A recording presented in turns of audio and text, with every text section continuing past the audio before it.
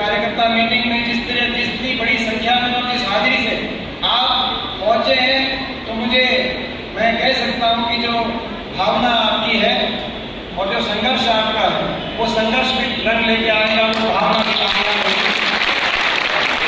हमारे भाई नरेश सेलवाल जी, हमारे पूर्व विधायक, जिन्होंने परसों एक बहुत बड़ी फतेहाबाद के अंदर एक रैली करी, पूरे हरियाणा के अंदर उस रैली का जिक्र हुआ, मगर जिनसे हमारी ये बात हुई कि आपने फतेहाबाद में अति पिछड़ा सम्मेलन, बहुत बड़ा एक रैली और फोटो किया, 22 तारीख को किया, लेकिन 29 को हमारी कलर रैली को ना भूल जाइए।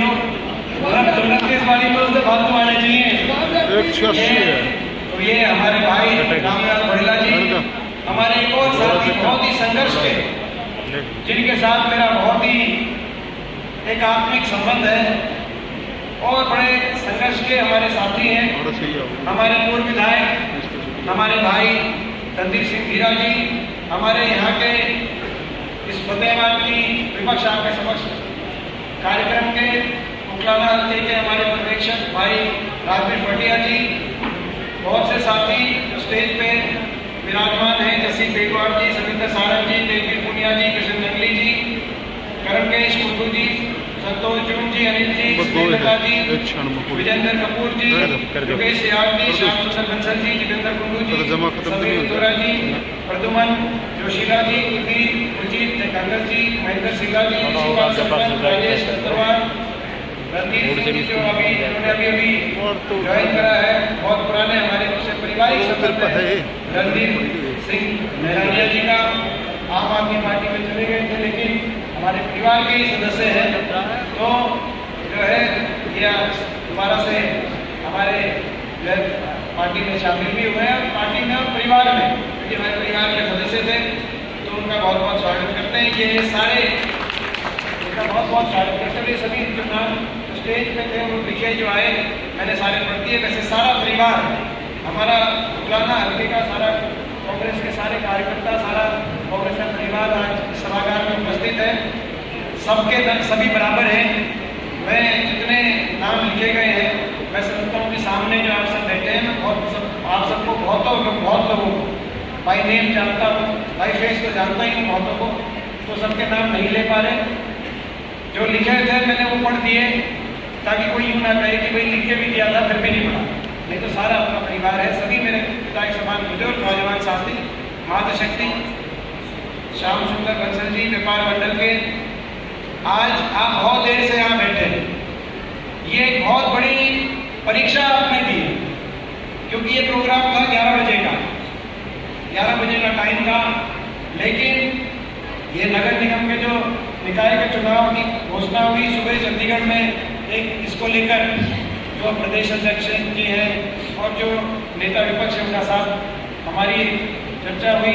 उसके बाद रास्ते में, जैसे अभी हीरा जी बता रहे थे, हर जगह कहीं अम्बाला, कुरुक्षेत्र, कई ऐसे कार्यक्रम हुए कि आते आते 3-3.5 घंटे की आपने परीक्षा दी। तो उस परीक्षा में अव्वल नंबरों में आप पास हुए। मैं आप सबको बहुत धन्यवाद। और ज़्यादा लंबी बात मैं नहीं करूँगा। एक परीक्षा में तो आज आपने टॉप कर दिया, उकलाना हल्का टॉप पे आया है। क्योंकि अगर ये पूरा दिन का अगर चलना होता तो हम इसको धरना भी करके सरकार के खिलाफ धरने का नाम दे देते, हम वर्कर मीटिंग नहीं देते इतनी लंबी परीक्षा। एक तो दे दी, दूसरी अगली परीक्षा आपको देनी पड़ेगी 29 तारीख को, क्योंकि आज तो परीक्षा तो दी, लेकिन आज अंदर बैठे हैं, वो तब बाहर बैठेंगे। और आपको पता है कैसा मौसम है भाई, ऊपर से भी अग्नि बरस रही है, तो अग्नि परीक्षा देनी पड़ेगी 29 तारीख को। उसी 29 तारीख को जब विपक्ष आपके समक्ष का प्रोग्राम हमने रखा, उसकी घोषणा करी, हमारी घोषणा के बाद 3 और अलग अलग पार्टियों ने उसी दिन अपने अपने प्रोग्राम रखे। ये आपकी ताकत है। ये विपक्ष आपके समझ का प्रोग्राम हुड्डा साहब ने पिछले साल शुरू किया था, 1 साल के लगभग हो गया जब उस समय शुरू किया था, जब ये जो सरकार है खट्टर दुष्यंत सरकार, पूरे सरकार और उनका मंत्रिमंडल चंडीगढ़ से बाहर नहीं निकल रहा था। कोरोना के टाइम, किसान आंदोलन के टाइम सरकार को बने हुए 1-1.5 उस समय हो गया था जब ये लोगों की सुध नहीं ले रहे थे, सत्ता के नशे में चूर चंडीगढ़ बैठकर एक के बाद एक बड़े बड़े घोटालों को अंजाम दे रहे थे। उस समय हुड्डा साहब ने बात कही कि हम निकलेंगे लोगों के बीच में, प्रजातंत्र में सत्ता पक्ष के साथ विपक्ष की भी जिम्मेदारी होती और हम करनाल में रैली करेंगे पहले और हर जिले में रैली करेंगे और इनको मजबूर कर देंगे कि ये भी लोगों के बीच में उतरे, चंडीगढ़ छोड़ के लोगों के बीच में उतरे जिनको लोगों ने सत्ता सौंपी। जब हमने करनाल में करा प्रोग्राम तो अगले हफ्ते मुख्यमंत्री जी को करनाल में रखना पड़ा। जब जींद में करा, यहाँ जींद के कई साथी बैठे, जब जींद में धरा तो उसके अगले हफ्ते डिप्टी चीफ मिनिस्टर को चाना के अंदर अपना प्रोग्राम रखने पे मजबूर होना पड़ा। जब हमने फरीदाबाद में किया 1 मई को तो पुनः फरीदाबाद आना पड़ा और अब जब 29 तारीख को हमने फतेहाबाद प्रोग्राम रखा, पहले तो एक आते थे, अब तो दोनों आ गए, बीजेपी भी, जेजेपी भी, खट्टर साहब भी और दुष्यंत भी। 29 तारीख को आपका प्रोग्राम जब आपने रखा, ये आपकी ताकत है कि उसी दिन आपके प्रोग्राम से घबराकर मुख्यमंत्री जी को ओढ़ा में, सिरसा में रैली रखनी पड़ी और दुष्यंत चौटाला जी को टोहाना के अंदर रैली रखनी पड़ी। मगर मैं प्रेस के साथियों से कहना चाहता हूँ, प्रेस के हमारे साथी यहाँ पे मौजूद हैं और चुनौती दे के कहना चाहता हूँ क्योंकि मैं एक हल्के में होके आया हूँ, सिरसा लोकसभा के एक हल्के में होके आया हूँ। इन्होंने प्रोग्राम तो टेक दिया उसी दिन, इनके पास सरकार भी है, दिल्ली की सरकार है, चंडीगढ़ की सरकार है, गाड़ी है, घोड़े हैं, डीटीओ के माध्यम से बसें इकट्ठी करने लग रहे हैं, लेकिन जन भावना नहीं है। 2 सरकारी रैली होंगी उस दिन, एक सिरसा के ओढ़ा में और एक टोहाना में, मगर एक जनता की रैली होगी फतेहाबाद के अंदर। और मैं प्रेस वालों को कहना चाहता हूँ कि आप पे इश्तिहार का दबाव है, ये लोग आपको इश्तिहार देते, आप पे नहीं, आपके मालिकों पे इश्तिहार का नाम देते कि जी हम पे नहीं हमला आपके साथ, आपके मालिकों पे इश्तिहार का दबाव हो सकता है। आप 5-5 मिनट उनकी दिखाना, लेकिन बीच में 5 मिनट जब उनकी दिखा देना, बीच में 5 सेकंड की झलकी फतेहाबाद की हमारी रैली की भी दिखा देना, क्योंकि लोगों की जन भावना इन सरकार ने भट्टा बिठा दिया गया है। 8 साल जो हरियाणा 2014 से पहले कांग्रेस पार्टी की हुड्डा साहब के नेतृत्व की जो सरकार थी, उस समय हरियाणा की गिनती विकास कार्यों में, विकास दर में देश में नंबर 1 थे, प्रति व्यक्ति आय में देश में नंबर 1 थे, प्रति व्यक्ति निवेश में देश में नंबर 1 थे, किसान के हकों के फैसले में उस समय हरियाणा देश में नंबर 1 पे गिनती होती थी। चाहे किसान के बिजली के बिलों के माफी का फैसला था, कोऑपरेटिव के कर्ज का माफी का फैसला था, किसान की फसल के भाव की बात थी, गरीब आदमी के कल्याणकारी योजनाओं में हम देश में हरियाणा का नंबर 1 पे देश की गिनती होती थी 2014 से पहले। अगर हम याद करें, चाहे वो 100 गज के प्लॉट का फैसला हो, पूरे देश में और किसी सरकार में नहीं हुआ, चाहे वो गरीब के मकान की किस्त की बात हो, चाहे वो पीने के पानी की टंकी और टूटी की योजना की बात हो, चाहे वो मुख्यमंत्री मुफ्त इलाज योजना की बात हो, चाहे वो गरीब परिवार के 36 बिरादरी के, हमारे परिवार जैसी वर्ग के भाग के कोई का परिवार हो, बैकवर्ड का हो, 36 बिरादरी का, बीपीएल का कोई परिवार हो, 1 से 12वीं तक बच्चों की वजीफे की बात हो। देश में इकलौता हरियाणा था जहाँ बच्चों को वजीफा मिला था कि गरीबी की परिस्थिति की वजह से, आर्थिक मजबूरी से कोई स्कूल छोड़ने पे कोई बच्चे को कोई विवश ना हो। चाहे उस फैसले की बात हो देश में, चाहे पेंशन की बात हो, छुट्टी बोल के उस समय एक बात चलती थी कि भाई हरियाणा में देश में सबसे ज्यादा पेंशन हरियाणा में रहेगी, हरियाणा देश में सबसे विकास में आ गया तो पेंशन भी सबसे ज्यादा हरियाणा में होनी चाहिए। अब आम आदमी पार्टी आई है, उस समय भी आम आदमी पार्टी की सरकार थी दिल्ली में 2012 से लेकर 14 तक, जब हमारी हरियाणा में थी, आम आदमी की दिल्ली में थी, उस समय भी छुट्टी बोली थी कि भाई जितनी दिल्ली में आप बढ़ा सकते हो बढ़ा लो, दिल्ली से ज्यादा पेंशन हरियाणा में देंगे। और कभी मौका मिला तो फिर छुट्टी बोलेंगे आपकी वजह से सरकार से ज्यादा पेंशन हरियाणा में देने का काम करें। तो इन फैसलों में हरियाणा आगे था। भाईचारे में 10 साल तक भाईचारे में देश में खुशहाली में कभी भाईचारे पे आंच नहीं आई, कभी किसी को आंदोलन नहीं करना पड़ा, किसी वर्ग को सड़क पे नहीं आना पड़ा। अगर कोई आंदोलन हुआ तो बैठ के बातचीत करके उसका हल निकालने का काम किया गया। लेकिन उस हरियाणा को 8 साल की भाजपा सरकार ने विकास में तो पिछड़ गया हरियाणा। ना कोई इन्वेस्टमेंट हुआ, ना निवेश हुआ, ना कोई थर्मल का प्लांट लगा, ना बिजली का कारखाना लगा, ना कोई औद्योगिक क्षेत्र बना। आज बेरोजगारी में देश में नंबर 1, क्योंकि ना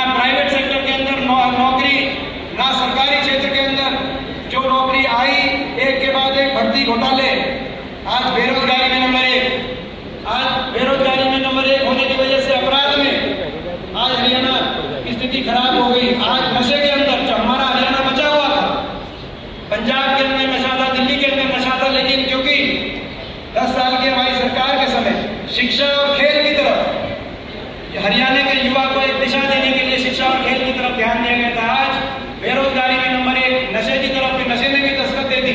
मैं अपने बड़े बुजुर्गों से, अपने नौजवान साथियों से कहना चाहता हूँ, आज अगली पीढ़ी के भविष्य को बचाने की भी लड़ाई है, क्योंकि घर में एक भी नशे की तरफ चला जाए तो पूरा परिवार, पूरा घर, पूरी पीढ़ी खराब हो जाती है। उसको भी बचाने की आज आवश्यकता है। बेरोजगारी में नंबर 1, आज नशे की तरफ हरियाणा नौजवान, आज महंगाई में हरियाणा का नंबर सबसे ज्यादा। पहले था कि सबसे सस्ता डीजल पेट्रोल हरियाणा में, वैट सबसे कम था, अब सबसे महंगा डीजल पेट्रोल हरियाणा के अंदर। तो आज हरियाणा को पटरी से इन्होंने उतारा, आपस में भाईचारे का नुकसान कर दिया। इससे ज्यादा मैं समझता हूँ राजनीति में अनैतिकता नहीं हो सकती। अगर भाई को भाई से उलझाकर कोई राजनीति करे, धर्म के नाम पे या जाति के नाम पे, वो भाई से भाई को बांट के कोई राजनीति करे, इससे ज्यादा अनैतिकता राजनीति में अनैतिकता नहीं हो सकती। क्योंकि सबका साथ का भविष्य अगर आगे बढ़ेगा पूरा हरियाणा, तो सबका भविष्य अच्छा बनेगा। तो आज उस हरियाणा का इन्होंने भट्टा बिठा दिया। इसीलिए आज पूरा हरियाणा एक आशा की नजर से आपकी तरफ देख रहा है। मैं धन्यवाद करना चाहता हूं इस मौके पर, क्योंकि आज ये कांग्रेस की कार्यकर्ता मीटिंग है उकलाना की। मैं धन्यवाद करना चाहता हूं कांग्रेस शीर्ष नेतृत्व का और श्रीमती सोनिया गांधी जी का, राहुल जी का, जिन्होंने लोगों की जन भावना समझते हुए एक फैसला लिया और चौधरी उपेंद्र सिंह हुड्डा जी पे एक बहुत बड़ा विश्वास और भरोसा व्यक्त किया। और चौधरी उदय भान जी, एक जमीनी जो हमारे 4 बार के विधायक, उनको प्रदेश अध्यक्ष के रूप में, तो आप पूरे हरियाणा की आशा और उम्मीद, आपकी उम्मीद की वजह से आपको सब देख रहे हैं। मैं समझता हूँ कि अब आपको और हमको मेहनत करके हरियाणा में ये बदलाव लाने की, परिवर्तन लाने के लिए मेहनत करके एक कदम बढ़ाना पड़ेगा। लोग चाहते हैं बदलाव। मैं ये भी एक और बात बताना चाहता हूँ, आप लोग इस बार भी बदलाव चाहते थे, लोग इस सरकार को दोबारा नहीं बनाना चाहते थे। ठीक बात है कि गलत बात है? लोग इस सरकार से पीठ छुड़ाना चाहते थे, इस सरकार से पीछा छुड़ाना चाहते थे। लोग नहीं चाहते थे सरकार को। इसका ये सबूत है, बीजेपी ने नारा दिया 75 पार, टीवी दिखा रहा था 85 पार। हमारी तो 3 सीट दिखाई थी और बीजेपी की दिखाई थी 85। एबीपी न्यूज वाला कोई घबरा होगा तो मैं उस भाई से भी कहना चाहता हूं, आपका टीवी वोट पड़ने से 3 दिन पहले हमारी 3 सीट दिखा रहे थे। कोई बात नहीं, एबीपी न्यूज वालों, समय बदलेगा, समय बदलेगा। तो आपने 3 सीट दिखाई थी, आपने अन्याय किया था, लेकिन कोई बात नहीं, समय बदले। मगर 75 पार का नारा था, टीवी 85 पार दिखा रहा था। जब चुनाव का नतीजा आया और 12-1 बजे आपने टीवी खोल के देखा, भाई क्या हुआ, टेलीफोन पे देखा क्या हुआ, तो बीजेपी की गाड़ी थी, वो उस गाड़ी की 75 पार की गाड़ी की भाई हवा निकल गई थी कि नहीं निकल गई थी, मैं आप सब और जिसने नारा दिया जमुना पार, ऐसे में जब बीजेपी की मेजोरिटी नहीं आई, 40 पे अटक गए, एक पार्टी थी जिसने नारा दिया बीजेपी को छोड़ के आएंगे जमुना पार, एक मौका दे दो बीजेपी को जमुना पार बता के आएंगे। एक पार्टी ऐसी भी पार्टी थी। कौन सी पार्टी थी? कौन सी पार्टी थी? जमातगढ़ी पार्टी, जमातगढ़ी पार्टी, जमातगढ़ी क्या पार्टी? चाबी वाली पार्टी। चुनाव चिन्ह तो चाबी था, मगर ताला चाइनीज था, नकली ताला ले रहे थे। जमुना पार लगा के आएंगे। लोगों ने तो बीजेपी को जमुना पार कर दिया था, लोगों ने मेजोरिटी नहीं दी, लोगों ने सीट नहीं दी, लोगों ने जमुना पार बिठा दिया था। लेकिन जमुना पार से पकड़ के लेके आया, चंडीगढ़ बिठाने का काम किया। सरकार से लोग इतने परेशान थे। सरकार का इस बात का एक और सबूत है, सरकार का सबसे बड़ा चेहरा उसके मंत्री होते हैं।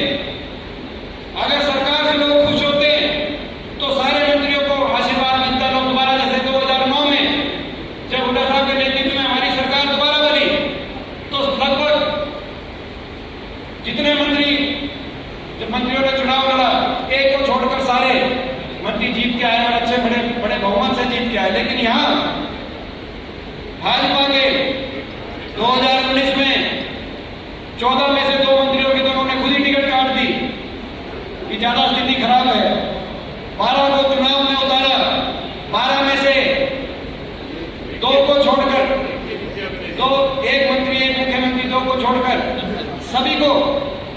नारनौल में कप्तान अभिमन्यु जी को लोगों ने हराने का काम किया, तो महेंद्रगढ़ में रामविलास शर्मा जी को, बादली के अंदर ओम प्रकाश धनखड़ जी जो बड़े बहुमत से हारे और उसके बाद बीजेपी को प्रदेश अध्यक्ष बनाना पड़ा, वहां से बादली में उनको साफ किया। तो रोहतक में मनीष ग्रोवर जी की लोगों ने वहां से मनीष ग्रोवर जी को धराशायी करने का काम किया। सोनीपत में कविता जैन जी को हराने का काम किया। तो शाहबाद में किशन बेदी जी को ध्वस्त किया, इसराना में कृष्ण पवार जी को हराने का काम किया। कुल मिला के सारे मंत्रिमंडल को लोगों ने साफ कर दिया। लोग नहीं चाहते थे इनको दोबारा देखना। ठीक बात है ना। और यहां से मैं पूछना चाहता हूं उकलाना से, उकलाना के लोगों ने यहां से भी विधायक जिता के भेजा था। वो जो बीजेपी की सरकार थी, उसी सरकार को दोबारा से चंडीगढ़ में बिठाने के नाम का जिता के भेजा था, या उस सरकार को जमुना पार करने के नाम का जिता के भेजा था? मैं आपसे सवाल पूछूंगा। मगर सौदा कर लिया। रातों रात टीवी में खबर चली, जेजेपी के मालिक चल पड़े, गाड़ी में बैठ के अमित शाह के घर की तरफ निकल पड़े। वहां से बाहर निकले तो प्रेस कॉन्फ्रेंस करी कि 5,000 बुढ़ापा पेंशन पे समझौता हो गया। हुड्डा साहब ने साथ के साथ प्रेस में बात कहा कि 5,000 बुढ़ापा पेंशन तो कांग्रेस पार्टी का घोषणा पत्र में सबसे पहली घोषणा है, और हम 1 नवंबर 2019 से 5,000 बुढ़ापा पेंशन लागू करेंगे और 5 साल में इसको बढ़ाकर दुगनी करेंगे। आप हमारे साथ हो। लोगों ने भाजपा के खिलाफ मतदान किया है, लेकिन क्या कहा प्रेस कॉन्फ्रेंस में कि नहीं, हुड्डा साहब और कांग्रेस पार्टी की दी हुई 5,000 नहीं लेंगे, हम तो अमित शाह और खट्टर साहब द्वारा हमारा सौदा हो गया 5,000। मैं पूछना चाहता हूं अपने काका ताऊओं से, बड़े बुजुर्गों से, कितनी बुढ़ापा पेंशन मिल रही है आपको?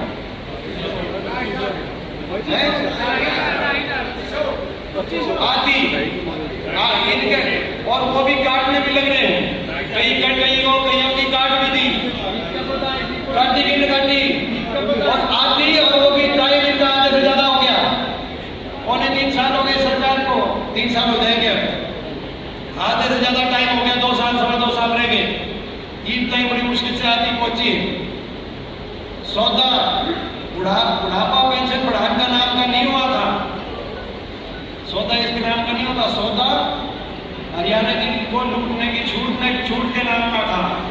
कौन सा महकमा किसके पास जाओगा, कौन कितना लूटेगा, शराब का महकमा कौन लेके जाएगा, रेवेन्यू का महकमा कौन लेके जाएगा, तहसील का रजिस्ट्री का महकमा कौन लेके जाएगा, माइनिंग का महकमा कौन लेके जाएगा, कौन कितना लूटेगा, कौन कितना टकारेगा, कौन कितना जिम्मेगा।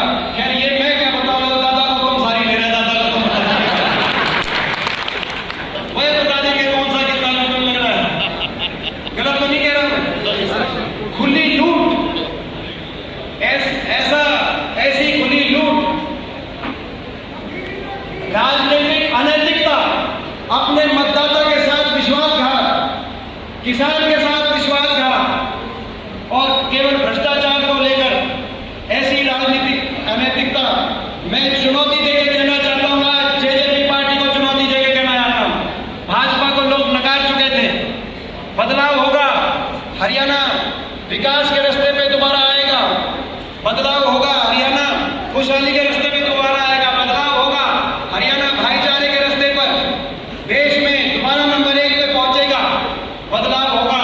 भाजपा को लोग जमुना पार, भाजपा शासन को लोग जमुना पार करेंगे, बदलाव होगा। लेकिन जेजेपी वालों, आपका हिसाब किताब भी तय करने का लोग काम करेंगे। आज मैं चुनौती से आपको कहना चाहता हूं, इन्होंने जो किया बहुत बड़ी राजनीतिक अनैतिकता करी, राजनीतिक पाप करा। मैं आपके बीच में करूं, कुछ कहूं और मैं जाके कहीं जाऊं, क्या इसमें राजनीति में क्या नैतिकता रह जाएगी?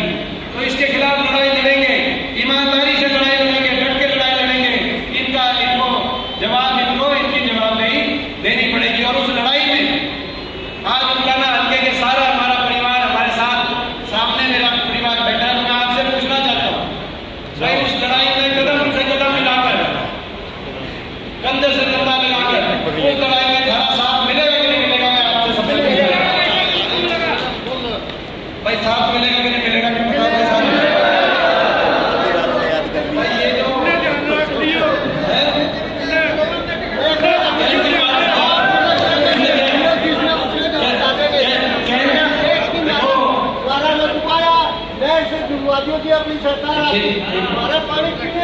व्यवस्था की। ठीक ठीक।